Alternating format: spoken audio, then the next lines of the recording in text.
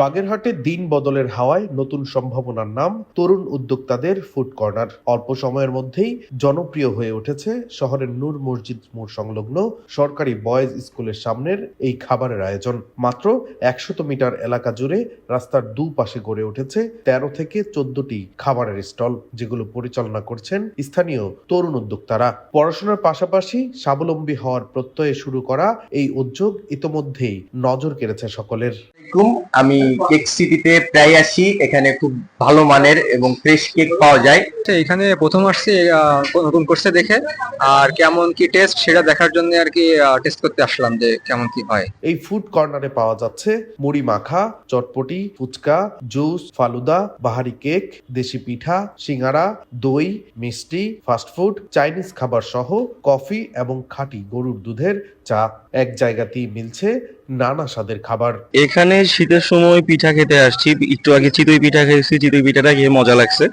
এখন ভাপা নিচ্ছি, ভাপাটাও ভালো লাগছে। দিনের বেলায় শিক্ষার্থীরাই মূল ক্রেতা হলেও বিকাল গড়াতেই বিভিন্ন বয়সী মানুষ পরিবার পরিজন নিয়ে ভিড় করেন এখানে। আর ছুটির দিনে তো ক্রেতার চাপ সামলাতেই হিমশিম খেতে হয় স্টল মালিকদের। উদ্যোক্তারা জানান, সবার কথা মাথায় রেখেই খাবারের মান ও দাম নির্ধারণ করা হয়েছে। সুলভ মূল্যে ভালো খাবার দেওয়াই তাদের মূল লক্ষ্য। পাশাপাশি তরুণদের এমন উদ্যোগ নিতে তারা বন্ধুদেরও উৎসাহ দিচ্ছেন।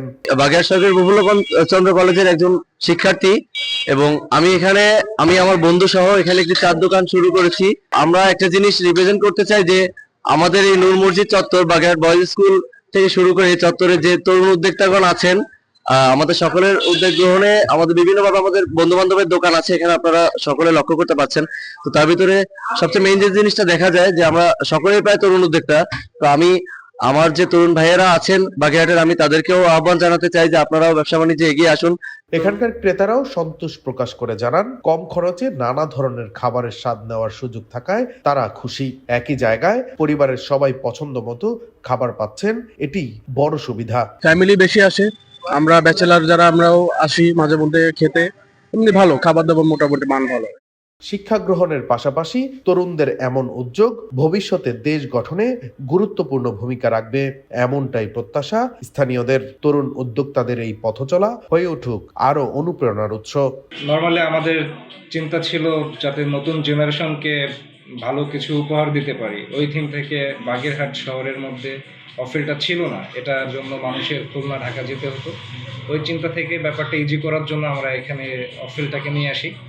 ওখান থেকে আমাদের যাত্রা শুরু। তো আমরা অফিলের পাশাপাশি চাইনিজ আইটেম, ফাস্টফুড আইটেম এগুলো আমাদের এখানে ইনক্লুডেড করেছি এবং আপনাদের রেসপন্স ভালোই পাচ্ছি এবং ইনশাল্লাহ এই রেসপন্সটাকে কাজে লাগিয়ে আমরা এটাকে সুদূর ভবিষ্যতে আরও ভালো বেটার করার জন্য চেষ্টা করবো ইনশাল্লাহ। ডেস্ক রিপোর্ট, দৈনিক ডেস্টিনি।